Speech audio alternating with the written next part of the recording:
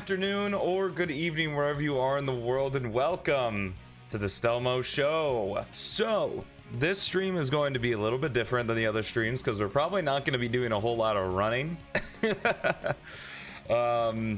So for those who are actual runners of this game, this stream is basically for you, and anybody else is pretty much just for educational purposes. So now that there is a Sonic Any % run, there are several Sonic Any % runs that use some pretty game-breaking things. It is now time to talk about, well, should we have a No Major Glitches category? Now, No Major Glitches is a working title. It's just what a lot of other speed games use when they use their more normal category, like Metroid and, you know, Super Mario Bros. And the like, all that. You know, I don't need to go into all that. If you're familiar at all with speedrunning, probably familiar with No Major Glitches. Yeah, even Retail 06 uses it as well. But it might not be the final name, you know, something, you know, we may decide to call it something else. But, so yeah, we're basically going to talk about what should be in this run and what shouldn't be in this run. Everything I say is my opinion. So you can disagree with it and feel free to disagree with it. But everything I'm going to talk about in this is my opinion and my opinion alone for a minute. So what I made here is a little, whoops. So let's pull that over. Where can I have the bounding box for this, please? There it is. So what this is a little spectrum. It was the best I could do. Oh yeah, 100% you'll disagree with my opinion. So this is a spectrum here. So all the way at the top is exploiting game breaking.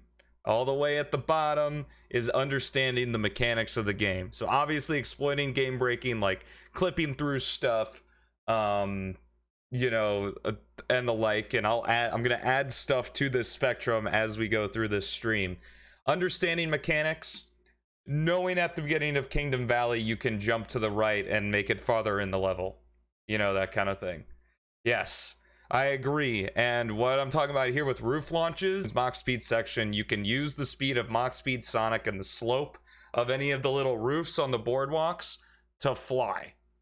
That is going to be my middle ground, because I think it's the perfect in between of exploitation and understanding the mechanics, because understanding the mechanics part of it, Sonic goes fast and it's a slope, and we know in like every adventure style Sonic game you can spin dash up slopes, you run up slopes, you gain a crap ton of height.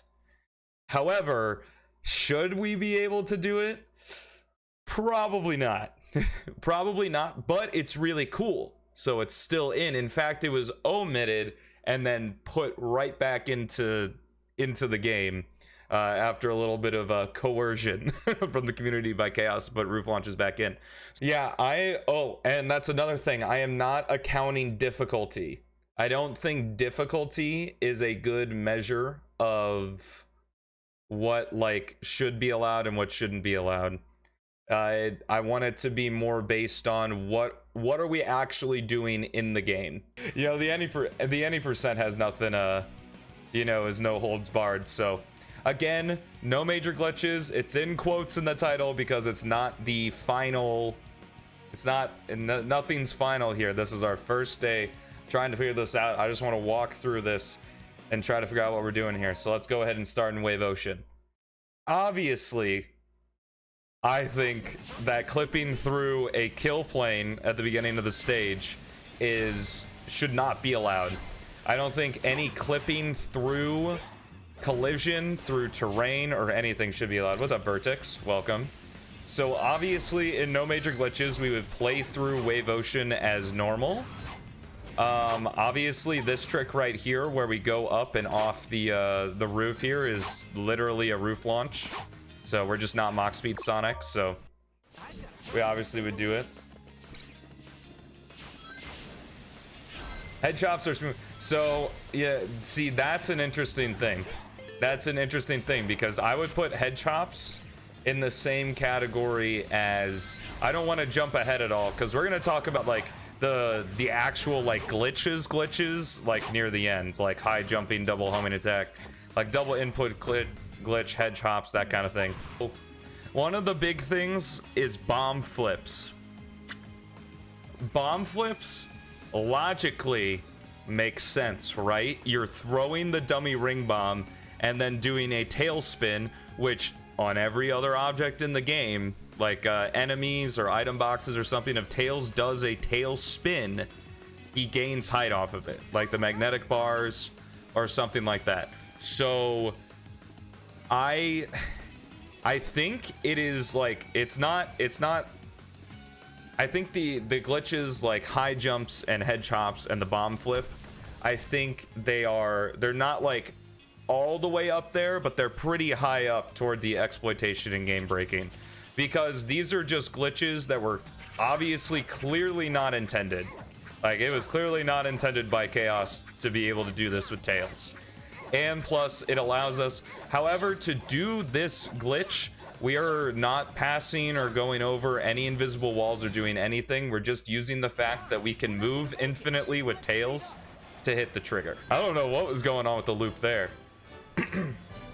But I definitely think that, so roof launches and loop skip are the same thing. So let's go ahead and add to our spectrum here.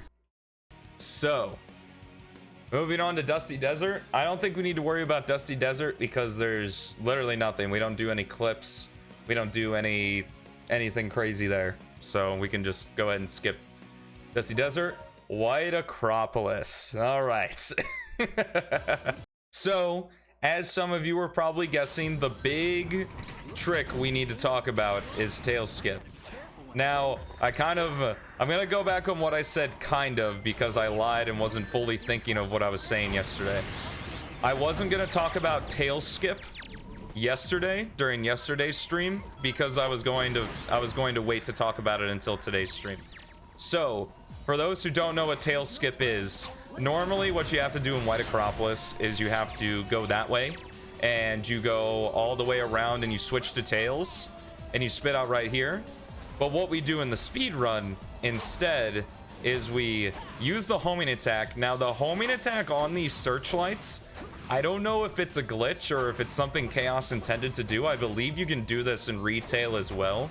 So I don't really want to say it's a glitch. Even if we couldn't do it, we could still get to the top of the searchlight with just, you know, doing like high jumps and stuff. So I'm not too worried about that. So normally what we do, you can actually do it one of two ways, but I'll just demonstrate this way to do it, is you stand on top of the searchlight and you do a high jump, 3 purple gem jumps, and then sky blue gem against the invisible wall to clear the invisible wall and get to the other section. Now, this trick, it's pretty up there. It's pretty up there on the spectrum. I would say it's definitely in line with, if not above, the minor glitches, because this trick saves 45 seconds, I believe, on average. So here's the thing though, is this trick is interesting because, one, we are out of bounds for a very, very small amount of time. And when we're actually moving, we are not standing on any unintended collision in the game. And this will become more relevant as we talk about the 3.0 version of Knuckle Skip as well. It's basically the same thing. Through the bound, you're going over the bound using in-game mechanics. You know what? That's an interesting point, Joe. Going over the bound via shortcut, not simply the same as going around the bound on a beaten path. Joe, that's a really interesting question. I don't know, because technically, even though there isn't an invisible wall, I think the argument could be made that everything, even though you can go over that invisible wall, everything above the invisible wall is out of bounds. Though, you can also make the argument that White Acropolis has no, like, ceiling. Like, if I somehow made it as high as possible, like, not even close to here, like, over here, there's nothing above me. Like, where I'm standing right here. So, like, there's no invisible ceiling. So I don't know. I think the argument could be made. I think I would be in favor of that's not out of bounds. Let's go ahead. Crisis City. Crisis City actually doesn't have anything game breaking now that I think about it. Just understanding mechanics in there. So surprisingly enough, one of the biggest stages in this game. So doing that. Flame Core. Like, you are out of bounds in Flame Core. Like, you are out of bounds in all of Section 2. Like, you're almost out of bounds just as much as you're out of bounds in Wave Ocean. When you clip through the kill plane. Like, I mean, the only difference is that Wave Ocean has visible collision. Now, if Wave Ocean had invisible collision, man, that would rack my brain. That would rack my brain like crazy, but thankfully I don't think about it. Radical Train, also fine. Well, Radical Train, technically, if you go over the track, so I'll show you what I'm talking about here. Because you're clipping, again, you're clipping through visible collision there. So this is an interesting one in Radical Train here. So this is technically going over an invisible wall. Doing that's technically going over an invisible wall. Tropical Jungle. So the only thing in Tropical Jungle that would be of any contention is locked out. See, I love this. I love this discourse. I didn't know that making a category would be so fun. It is pretty pog, and there is no ceiling above us. There's no invisible ceiling or anything, so I wouldn't even call it out of bounds. But with log skip, we are literally going over a horizontal kill plane to make it to here. Oh my goodness. I'm so sorry to anybody who just saw that. Kingdom Valley, ironically enough, is just fine. There's nothing weird going on there. But I guess just as a visual demonstration of understanding the mechanics and like level design of the game, this would be my control case here. So in Kingdom Valley, obviously the game goads you into going around into that whole section here, but you can just, there's no invisible walls, there's no ceiling, no enemies or whatever. In fact, even the game, like, you're supposed to take the eagle, but even the game has item boxes there. They want you to go this way. So this is like a part of like understanding mechanics. So doing the ball skip, that's pure mechanics, obviously, using blue gem and purple gem and sky blue and stuff. So an aquatic base, Kariru found this way that with the treasure hunting characters, or I guess Knuckles technically in this game isn't a treasure hunting character, but like, you get the point, is what you can actually do is come over to this pillar here and hug these two pipes, and if I do it right here, it's actually a really easy clip to get. Yep, just like that. You clip out of bounds, and this is the same in Flame Core skip. It's really easy to do, but you are clipping through visible collision with the character, and then you are out of bounds for a significant amount of time. Obviously, you can literally just see how out of bounds we are here. Like, we're not even in a skybox or anything. We're literally just out of the level.